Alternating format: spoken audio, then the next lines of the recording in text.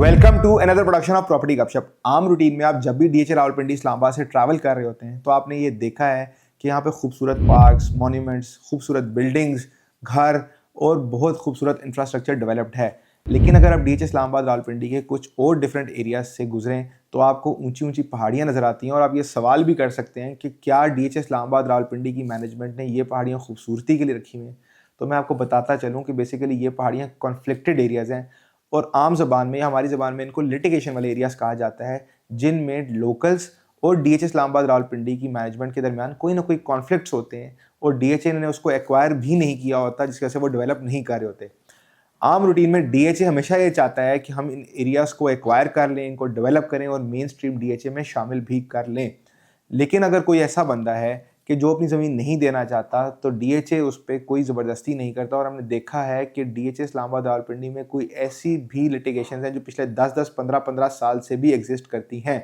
आज की वीडियो में हम डीएचए इस्लामाबाद रावलपिंडी की टॉप 5 स्टिफेस्ट लिटिगेशंस के बारे में बात करेंगे और ये अनवेल करने की कोशिश करेंगे कि बिहाइंड द सीन्स ऐसी क्या रीजंस होती हैं कि ये लिटिगेशंस पिछले 10-10, 15-15 साल से भी उसी जगह पे मौजूद हैं जहां पर ये पहले थी। तो सबसे पहले डीएचए फेज 5 सेक्टर एच और जी वाली लिटिगेशन है। आज डीएचए फेज 5 सेक्टर एच और जी में बेशतर एरिया डेवलप हो चुका है। डीएचए के लोगों ने वहाँ पर घर बना के रहना स्टार्ट कर दी हैं, लेकिन कुछ अलॉटीज की या कुछ ऐसी जगह भी हैं जहाँ पर आज भी लोकल आबादी बैठी हुई है। आई होप कि डीएचए ने तमाम लोगों को वहाँ से जो है वो शिफ्ट या रीलोकेट कर दिया है और हार्डली हमें कोई ऐसा प्लॉट या ऐसा अलॉटी नज़र आता है जिनके वहाँ पर प्लॉट्स होते हैं। फिर इसके बाद डीएचए फेज 5 सेक्टर F1 का एरिया है। 70-80% एरिया जो डीएचए 5 सेक्टर F1 का वो क्लियर हो गया है। जो कुछ लेकिन अभी भी कुछ पहाड़ियाँ ऐसी हैं जहाँ पर लोकल लोग जो हैं उनके स्ट्रक्चर्स वहाँ पे मौजूद हैं। डीएचए ने उन स्ट्रक्चर जो पहाड़ियाँ उसके लेफ़्ट राइट तो डेवलपमेंट करना स्टार्ट कर दी है, लेकिन उनकी ज़मीन को आज तक भी डेवलप करना नहीं स्टार्ट किया या उन पर कोई भी एक ब्लेड भी नहीं चलाया। फिर इसके बाद आता है डीएचए फेज 3 आर्मी एलोकेशन का area. DHA phase 3 army allocation आज से 7-8 साल पहले लॉन्च किया गया था। आज 7-8 साल गुजरने के बाद भी सिर्फ और सिर्फ 30% एरिया ऐसा है जिसको डेवलप किया गया है। बाकी 70% एरिया जो टोटल प्लान एरिया का था वो आज भी लिटिगेशन में है। कोई डेवलपमेंट का काम वहाँ पर नहीं चल रहा। फिर आती हैं डीएचए फेज 4 की लास्ट ब्लॉक्स फाइल्स जो आज से 15-20 साल पहले लॉन्च की गई थी। डीएचए की मैनेजमेंट ने जो डीएचए फेज 4 का मैप रोल आउट किया था उसके मुताबिक आज भी जो लास्ट ब्लॉक्स के एरियाज़ हैं वो लिटिगेशन में हैं। वहाँ पर कोई जो है डेवलपमेंट का काम नहीं है और लोग आज भी इंतज़ार कर रहे हैं कि कब वो जगह डेवलप होगी और हमें कुछ ना कुछ क्लोजर मिलेगा। इसके बाद लास्ट पे आता है डीएचए फेज 6 जिसमें सिर्फ और सिर्फ B3 सेक्टर ए और सेक्टर C3 एक्सटेंशन का जो एरिया है वो जो है डेवलप भी हुआ है, कुछ क्लियर भी हुआ है। बाकी सारा का सारा एरिया अनडेवलप्ड है। गांव वाले लोग आज भी बैठे हैं, लोकल पॉपुलेशन आज भी बैठी हुई है।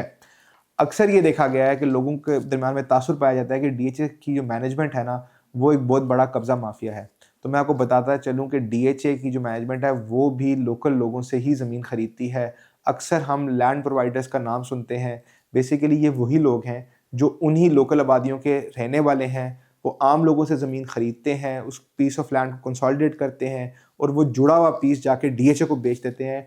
कुछ केसेस में तो ऐसा भी देखा गया है कि जो बड़े लैंड प्रोवाइडर्स हैं उनका जो डीएचए से है बिजनेस का स्केल वो बहुत बड़ा है। और यहाँ तक कि कुछ लैंड प्रोवाइडर्स तो ऐसे भी हैं जो इस्लामाबाद और डीएचए फेज 2 जैसे पॉश एरियाज़ में जो है अपने घरों में रह रहे होते हैं।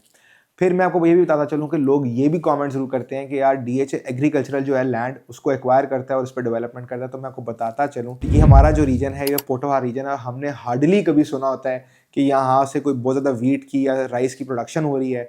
यहाँ पर जो रहने वाले लोग, इन गाँव में जो रहने वाले लोग होते हैं वो डीएचए क्या मतलब बाहर किसी ना किसी इदारे में नौकरी कर रहे होते हैं। अक्सर तो गवर्नमेंट एम्प्लॉयज़ हैं या ब्लू एरिया में कहीं ना कहीं जॉब कर रहे होते हैं और वो मोर देन विलिंग होते हैं क्योंकि उनको अच्छी प्राइस दे वो यहाँ पे अपनी ज़मीन बेचें और एक जो है ना किसी अच्छी जगह पे जाके रहना स्टार्ट कर दें। अब नॉर्मली ये होता है कि 2 या 3 बड़े रीजंस हैं जिसकी वजह से डीएचए और लोकल जो लैंड ओनर्स हैं उनके दरम्यान में कॉन्फ्लिक्ट होता है और आज तक भी वहाँ पर लिटिगेशंस जो हैं वो एग्जिस्ट करती हैं। सबसे पहला रीज़न तो ये है कि जो लोग हैं वो नॉर्मली ये देखते हैं कि जी जो डीएचए इस्लामाबाद रावलपिंडी का एक प्लॉट है कनाल का वो 2 से 3 करोड़ का बिक रहा होता है। तो वो ये एक्सपेक्ट करते हैं कि जो हमारी ज़मीन है वो भी 2-3 करोड़ रुपए के जो है ना हिसाब से डीएचए खरीदे। तो मैं बताता चलूँ कि पोटोहार रीजन है, अगेन मैं इस बात को एम्फसाइज कर रहा हूँ, इसमें अप्स एंड डाउन्स बहुत ज़्यादा हैं। कॉस्ट ऑफ लैंड तो ठीक है, पर जो डेवलपमेंट कॉस्ट है किसी किसी केस में वो इतनी ज़्यादा होती है कि आपको 60-60, 70-70 फुट की जगह जो है वो भरनी पड़ती है, और कहीं से जो है पहाड़ियाँ काट के जो है वो लेवलिंग करनी पड़ती है। तो डेवलपमेंट कॉस्ट अगर हम इंक्लूड करें तो ये डीएचए के लिए भी वायबल नहीं है कि वो उनसे उस रेट पे खरीदे जिस पे वो एंड पे बेच रहा होता है। इसी रीज़न की वजह से अक्सर हमने देखा है कि जो लोग या जो लोग जिनके पास पैसा होता है, बेचने की जल्दी नहीं होती, वो डीएचए के साथ जो अपना केस है वो प्रोलॉन्ग करते हैं, और जब तक उनको उनकी डिज़ायर्ड वैल्यू नहीं मिलती, वो डीएचए को कभी भी अपनी जो ज़मीन है वो नहीं बेचते। फिर इसके अलावा डीएचए ने एक और फॉर्मूला डिवाइस किया हुआ है कि 4:1 रेशो अप्लाई कर लें। आप बेसिकली 4 कनाल ज़मीन किसी डीएचए को दे दें, जिसके बदले डीएचए आपको 1 कनाल का प्लॉट अलॉट कर देता है। नॉर्मली जो लोग ज़मीन देते हैं, अगेन वो अनडेवलप्ड लैंड होती है, डीएचए आपको उसी जगह पे या उसके आसपास किसी अनडेवलप्ड एरिया में प्लॉट देता है। इस पे लोग अक्सर हेजिटेंट होते हैं। बेसिकली लोग ये हमेशा चाहते हैं कि अगर हम जिधर हमारा घर है, जहाँ पे हमारी ज़मीन है, अगर हम वो ज़मीन दें तो हमें कोई ऐसी जगह मिल जाए जहाँ पर रेडी टू कंस्ट्रक्ट डीएचए का प्लॉट हो। अब डीएचए के लिए ये वायबल नहीं है कि बेसिकली आपको से अनडेवलप्ड ज़मीन लें और आपको एक प्लॉट जो है वो डेवलप्ड एरिया में दे दें, जिसकी वजह से डीएचए और लोकल लैंड ओनर्स जो होते हैं उनके दरमियान में हमेशा एक कॉन्फ्लिक्ट रहता है, और हमेशा जो है वो इस ऐसे केसेस प्रोलॉन्ग हो जाते हैं, जिसकी वजह से हम देखते हैं कि डीएचए फेज 5 सेक्टर F1 में या इस तरह की जगहों पे जो है वो आज भी लिटिगेशंस वहीं पर मौजूद हैं। आज मैं यहाँ पर एक मिथ को रिसॉल्व करना चाहता हूँ, और वो ये है कि अक्सर लोग हमें कमेंट्स में ये बताते हैं या फ़ोन करके भी कहते हैं कि डीएचए एक बहुत बड़ा लैंड ग्रैबर है। अगर ऐसा ही हो तो मैं यहाँ पर बैठ के आप लोगों के कमेंट्स में कभी भी ये जवाब ना दे रहा होता कि आपका प्लॉट लिटिगेशन फ्री एरिया में है या आपका प्लॉट लिटिगेशन में फॉल करता। अगर डीएचए इतना बड़ा कब्ज़ा माफिया ही होता तो हर ज़मीन को जो है वो लोगों से ज़बरदस्ती ले लेता, और जो उसके अलॉटीज़ थे या जो उन्होंने मैप दिया होता, हर एरिया को डेवलप करके जो है ना वो प्लॉट बना देता, और हर कोई खुश होता है कि जी हमने डीएचए में ज़मीन ले ली है, कल को तो जो है हम यहाँ पे घर बना सकते हैं। ऐसा बिल्कुल भी नहीं है। जितने भी लैंड प्रोवाइडर्स हैं या जितने भी हाउसिंग सोसाइटीज़ हैं, सब ने लोकल से ही ज़मीन ख़रीदी है। जो विलिंग थे उनसे ख़रीदी है, जो नहीं विलिंग थे उनसे आज भी उनके जो है वो कॉन्फ्लिक्ट जो हैं वो जारी हैं। कि सबसे बड़ी एग्जांपल बेरिया फ़ेज़ 8 की है। जैसे ही आप बेरिया फ़ेज़ 8 में एंटर करते हैं डीएचए फ़ेज़ 4 वाले पुल से, तो आपको लेफ्ट साइड पे ही एक लोकल मार्केट नज़र आती है। डीएचए फ़ेज़ 5 इस्लामाबाद एक्सप्रेसवे, जहाँ पर 8 मरला का कमर्शियल प्लॉट ढूंढना मुश्किल है, वहाँ पर 1 कनाल की ज़मीन पे लोकल लैंड जो ओनर्स हैं वो बैठे हुए हैं। हर कुछ अरसे बाद वो नेगोशिएट करते हैं। अगर उनकी कंडीशंस ना मीट की जाएँ तो वो फिर अगेन नहीं देना पसंद करते।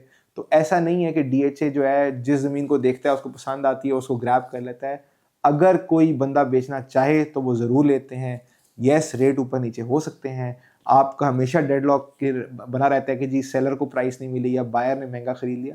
तो ऐसा हमेशा होता है, बट ऐसा नहीं है कि डीएचए ज़बरदस्ती किसी से ज़मीन ले ले और उस पर डेवलपमेंट कर दे। आई होप कि आपको हमारी आज की वीडियो पसंद आएगी। Do let us know in the comment section कि आपके क्या ओपिनियंस या व्यूज़ हैं। Thank you so much.